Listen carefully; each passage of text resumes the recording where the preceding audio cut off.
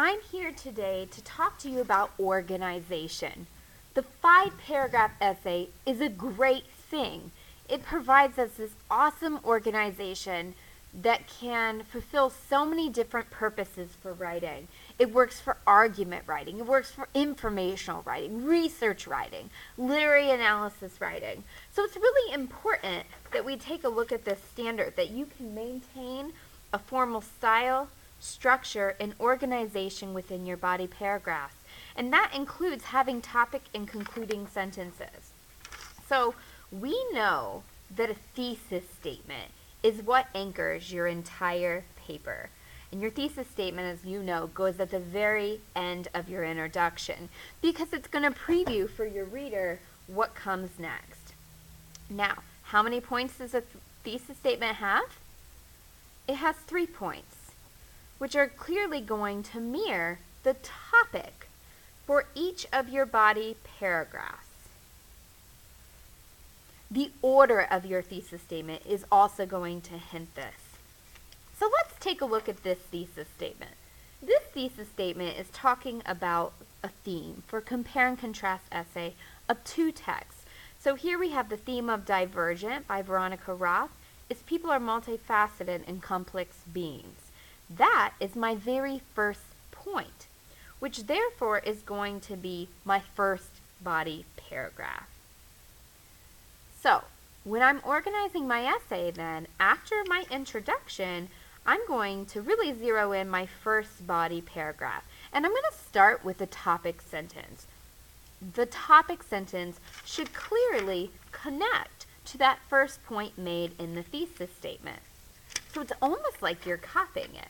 So let's say I'm starting my new paragraph, I'm going to indent, and I'm just going to go ahead and pull off this first point.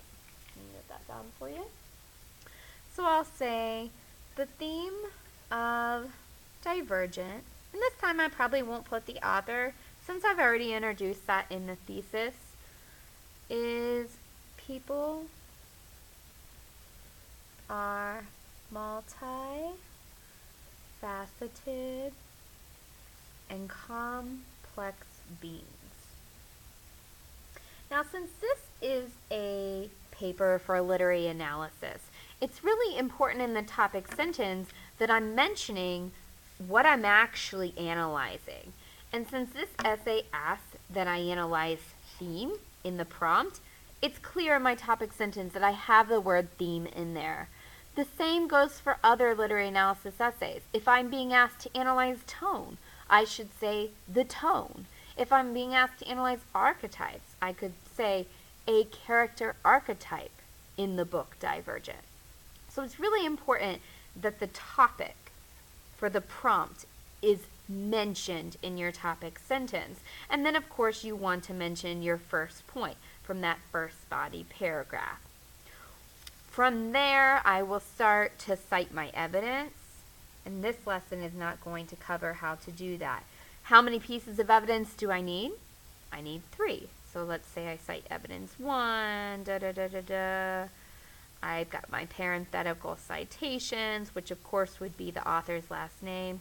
So let's say I wrote a book, it would be McSorley, and then the page. I don't need to write the page number, I'll just put 5. And then I keep going, I've explained that. And then I'm going to cite evidence 2. And then I've got my parenthetical citations. Remember, you need to include your parenthetical citations no matter what technique is used. And then I've explained that. And this time maybe I'll put my citation right in there. So I might say on page 23. Oh, I guess I should have put Roth as the author. And then I start to give my evidence. So once I've given my evidence, I need to go ahead and give a concluding sentence because that's really important with the organization of your paper. A concluding sentence is going to remind the reader what you just proved. So I could say something like, for these reasons,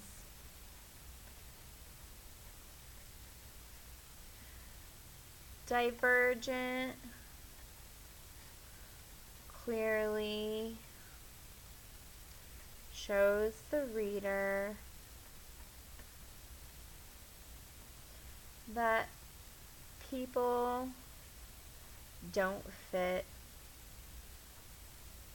into one category. Now from here, as I've concluded, I've clearly circled back to my topic sentence. From here, I'm going to go ahead and transition into my next body paragraph. So if my next topic is the theme of Ali Conley, I could say something like comma. I'm going to do this in a different color so you can see that this is my transition, which is slightly different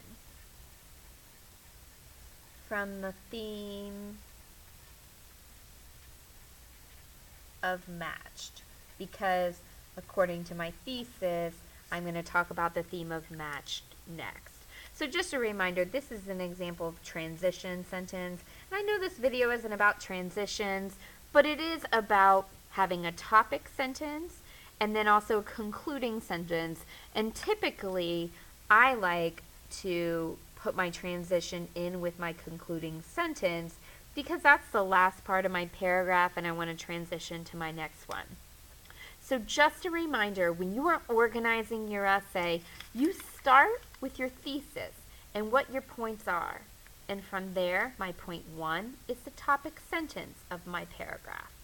And then, after I give my evidence, I'm going to give a concluding sentence. And of course, I'll transition to my next point.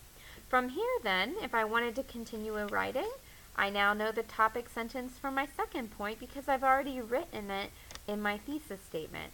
So I would continue from there. So now it's time to put this into your writing.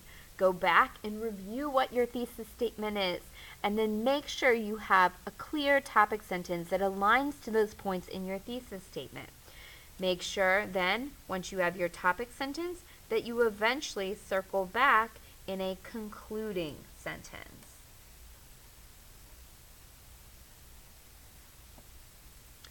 Organization is so important with the 5-paragraph essay, and this format allows us to stay very organized so that our reader is clear on our purpose for writing.